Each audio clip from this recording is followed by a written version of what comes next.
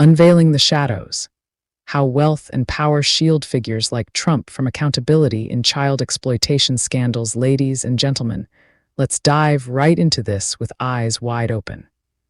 We've all heard the endless chatter from certain circles claiming that Donald Trump is finally finished, that his time in the spotlight is over.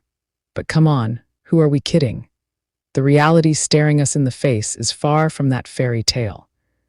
In America today, it seems like some folks are more than willing to overlook serious, stomach-turning allegations if the person involved has deep pockets and a massive following.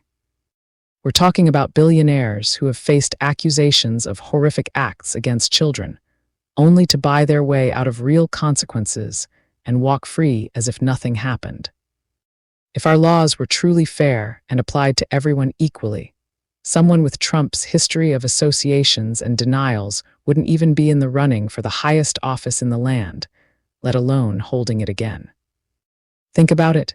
Every time a high-profile figure gets tangled up in scandals involving child abuse or exploitation, the pattern repeats itself. They hire the best lawyers money can buy, drag out court battles for years, and often end up with sweetheart deals or outright dismissals. Meanwhile, everyday parents, hardworking moms and dads just trying to make ends meet, get hounded by child protective services over minor issues, like a messy home or a one-time lapse in judgment. It's a double standard that screams injustice from the rooftops. Our legal system, which we like to boast about as the fairest in the world, appears rigged in favor of the elite. The wealthy play by different rules or no rules at all, while the rest of us are held to impossible standards. Now, let's zoom in on the latest developments that have everyone talking. More documents from the Jeffrey Epstein case have been unsealed, shedding light on a web of powerful people connected to his infamous island, a place synonymous with exploitation and abuse of minors. These files aren't just old news, they're fresh reminders of how deep these connections run. Epstein, a convicted sex offender, hosted gatherings where influential figures mingled, and allegations of wrongdoing have haunted many of them for years. Trump, for his part, has repeatedly denied any involvement in the illicit activities on that island. He claims he barely knew Epstein, despite public records showing they socialized in the same circles for decades. Photos, flight logs, and witness statements paint a different picture, suggesting at least some level of association before Trump reportedly cut ties. But here's where it gets truly infuriating. Despite these revelations, Trump remains in power as president in 2026, with no immediate arrests, no sweeping investigations from the courts, and certainly no accountability that matches the gravity of the situation. We're talking about kids here, vulnerable young people who deserve justice above all else. These aren't abstract concepts.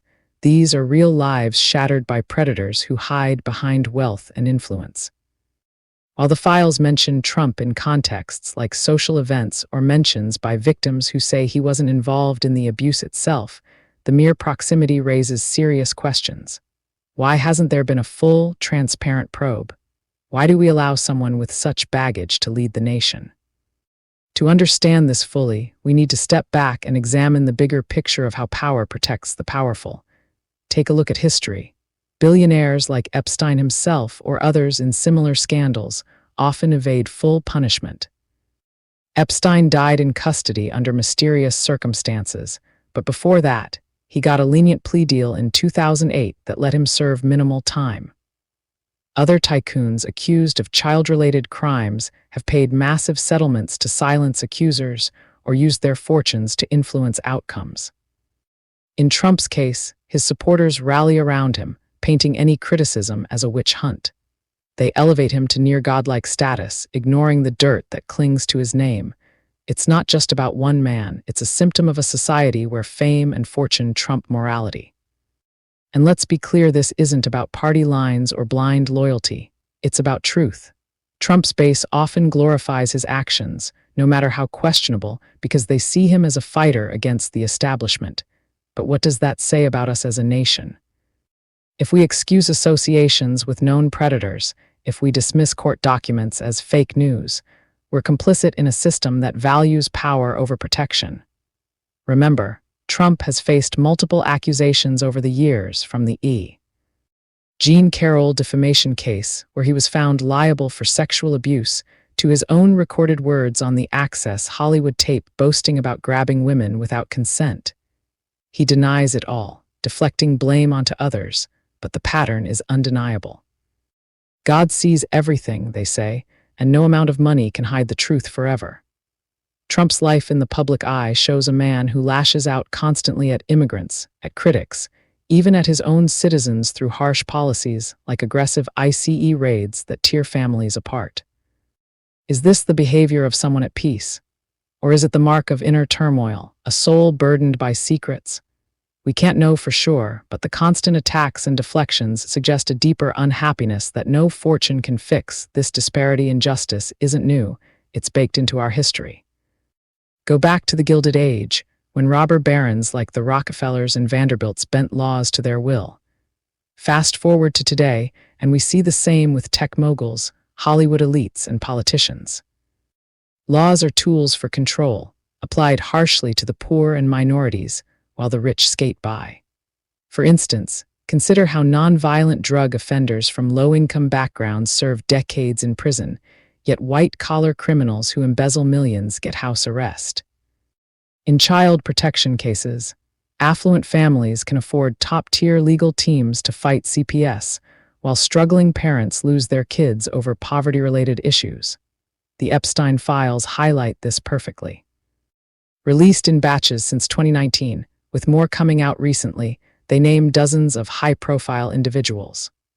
Trump's mentions include a victim stating he never touched her inappropriately, but also flight logs showing he flew on Epstein's plane once, though not to the island, per records.